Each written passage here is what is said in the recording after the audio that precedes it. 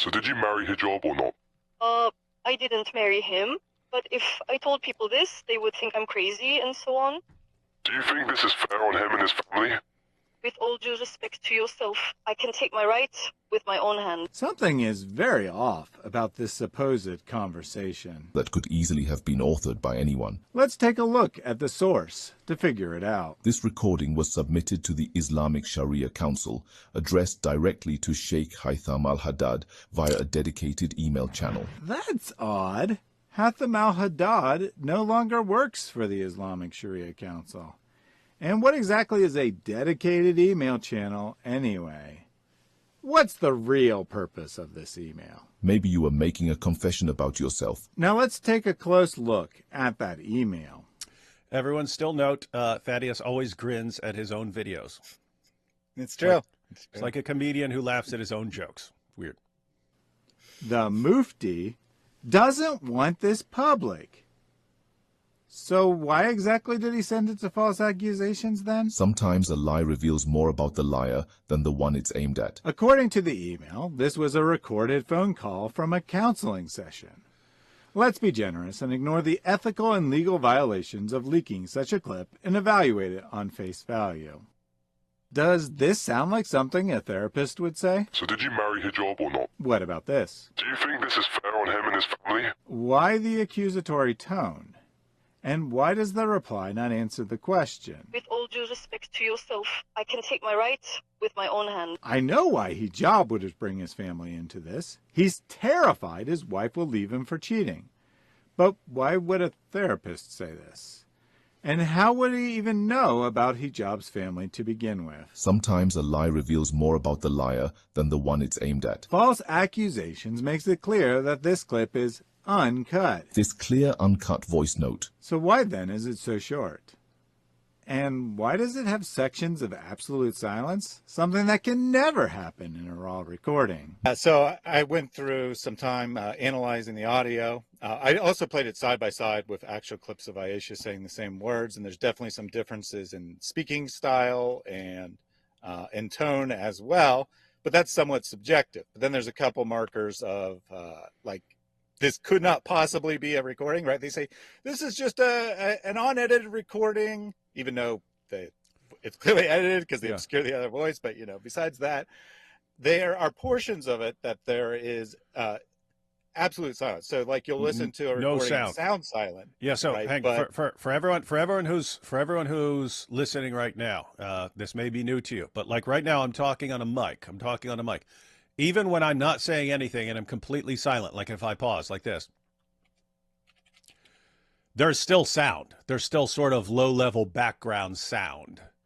And so if you were playing an unedited clip of me, there would be no point in the audio where there's literally no sound. There would be quiet, but if you were to really amp it up and listen closely like on headphones, you could hear just ambient background noise of air and so on circulating and so on. You can hear that. You're saying you can examine it and there's just the sound goes down to zero. There's not even any background sound, which means those pauses and so on are all inserted in there and they're fake. And this isn't someone speaking into a mic. This is a computer trying to do something, and the computer doesn't know enough about make sure there's some low level background noise in the background.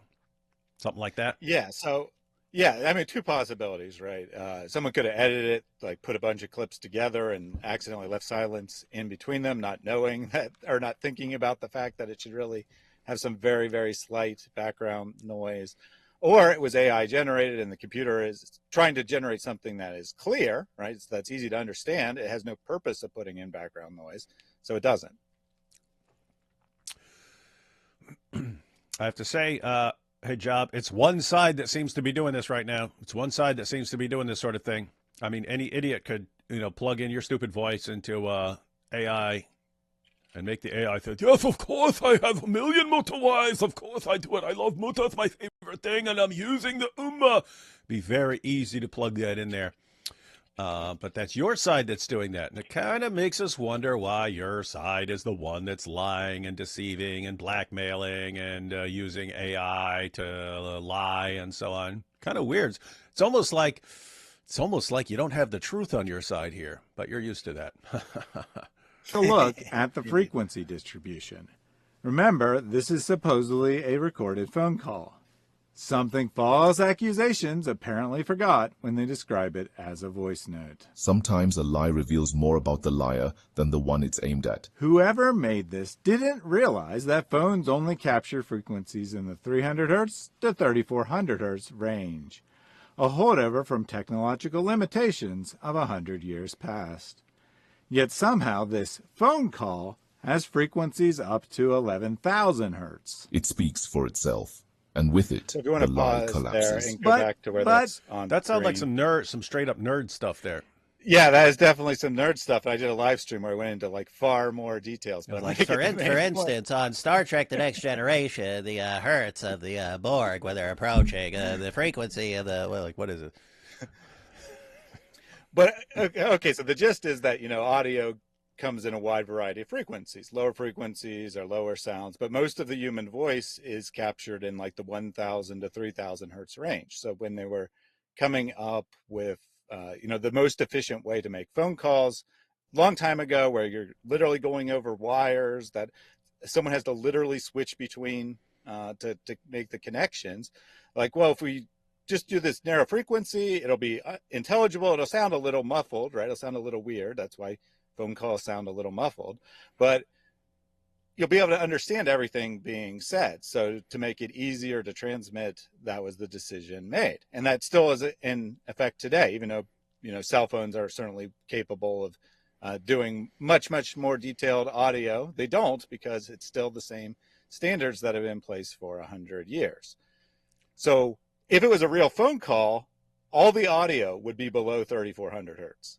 And yet it isn't like that. It has a wide range of frequencies like a natural voice would.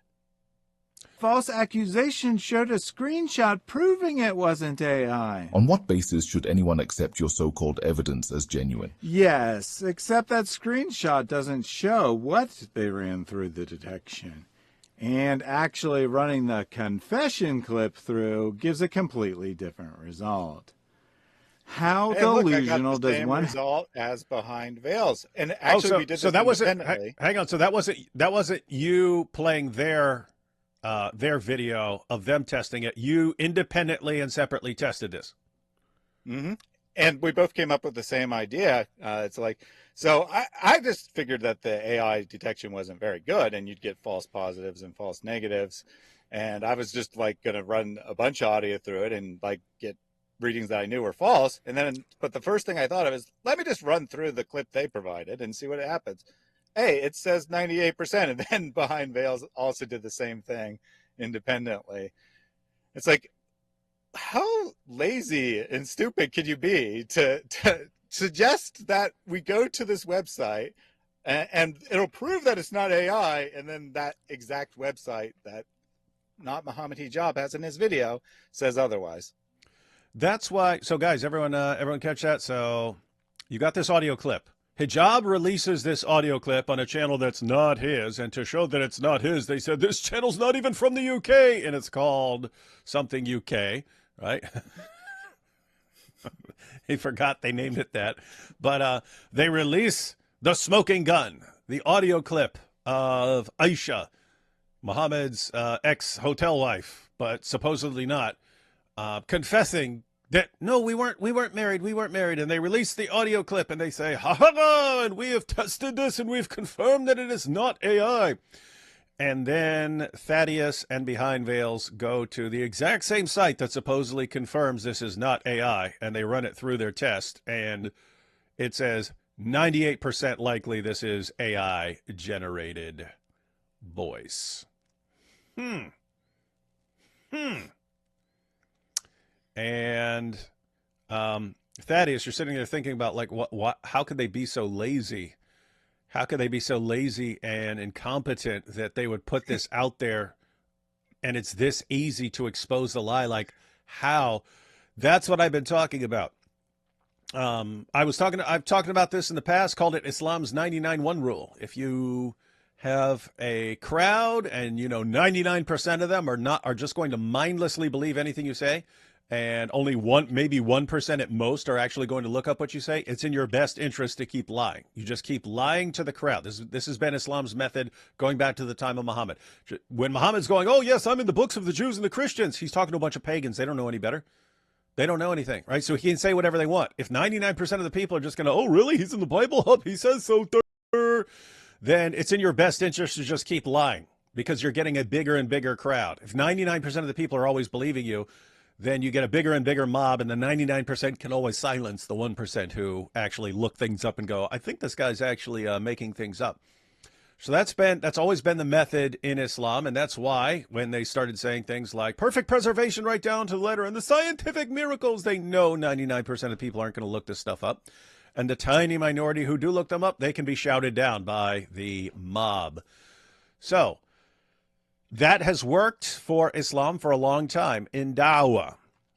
The problem is all these da'wah guys have become conditioned by now to believe that they can say anything they want and get away with it, because they've just been conditioned. Hey, no matter what I say, 99% of my people just mindlessly believe me. Well, what's that mean? It means when you need to lie about some woman to cover up what you did to her, you could just put out you don't need to spend a ton of money and get really, really good fake AI clip or something. You don't need to do any of that. You could just put out the cheapest nonsense you can find, and your fans are just going to eat it up and love you no matter what.